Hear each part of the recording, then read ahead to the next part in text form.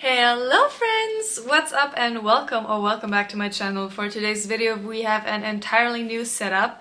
So today's video is all about me unboxing the Sony ZV-E10 and doing a first impressions on the Sony ZV-E10.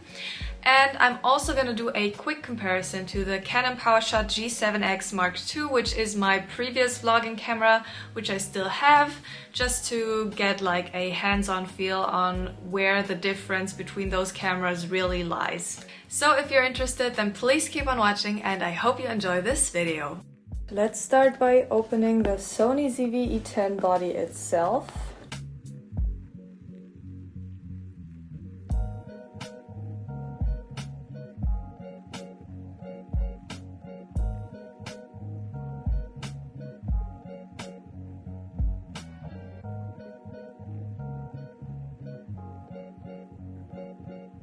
I ain't gonna lie, this camera feels pretty good to me and pretty heavy, even though in most of the reviews I've seen they were all like, oh yeah, it feels kind of cheap and whatever, but I think it feels pretty good, so yeah. Let's move on to the next item. I got this Comic-Con microphone and let's unbox it. The microphone comes in this cute little bag, which has the brand name printed on it as well. There we go! The microphone itself, the microphone mount, the microphone plushie, and some cables for the microphone as well.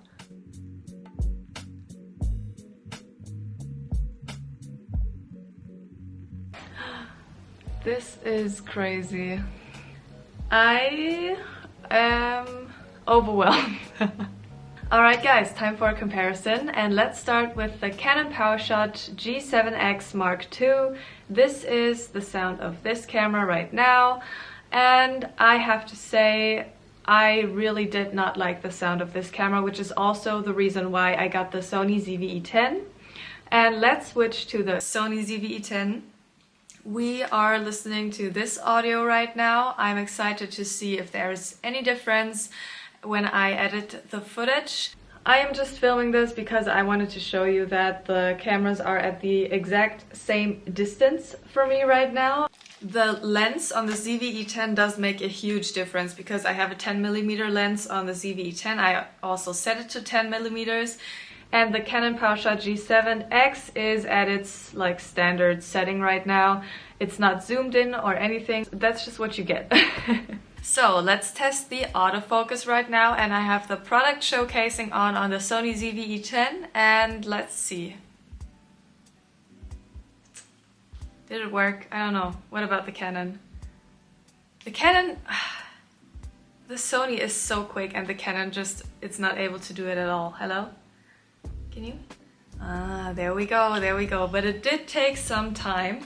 Anyways, the colors look pretty similar to me. I might be wrong. I think the Canon might be a little lighter and the Sony might be a little darker, but feel free to tell me about the differences you notice in the comments down below, and let's move on. Let's talk about price point. The Canon PowerShot G7X Mark II retails for a price of 599 euros at the moment, and the Sony ZV-E10 body only without any lens retails for 619 euros, at least where I got it. So the lens I got for the Sony ZV-E10 is a 10 to 18mm Sony lens E-mount, and it is a used one, but it still did cost me 468 euros as well. And last but not least, I also got a Comic-Con microphone, which was kind of cheap, but still 49 euros, I think. So with all of these things combined, we are definitely double the price of the Canon camera. Wait, does it have like... there is a... oh my god, there's like a huge blurring effect on my face. I have to turn this off right now, I don't like this. Yes, much better. I just turned it off because I don't really like the blurry effect. Whatever. I really like the Canon PowerShot G7X for its price point. It was my first vlogging and YouTube camera, and for that it was amazing. I just didn't like the sound quality, and I also didn't like the fact that you are not able to use an external microphone with this camera. And I gotta say, the audio quality is fine, but it's not the best one, and there's always... you can even hear like the lens when it's trying to focus on something, so that was really annoying to me personally. But for beginners, it is a great camera, especially if you do not want to spend hundreds of bucks on a Sony camera. In case you've heard of the E10, you might be familiar with the vlogging kit, which comes with a 16 to 50mm lens, but I did choose not to get that one, and the only reason for why I did not choose that is the fact that I did watch a lot of videos beforehand, and there were a lot of reviews which just stated that the 16 to 50mm lens is just not wide enough, and I didn't want to spend my money on a lens which I would end up maybe not using anyways. But all in all, this is what we're working with right now. Let me know what you think of this new setup, if you like it. I'm excited to see where this camera will lead me, what footage I will get, and if you are interested in the progress of me filming with this camera, feel free to subscribe to my channel, like this video, comment down below, and turn on the post notifications.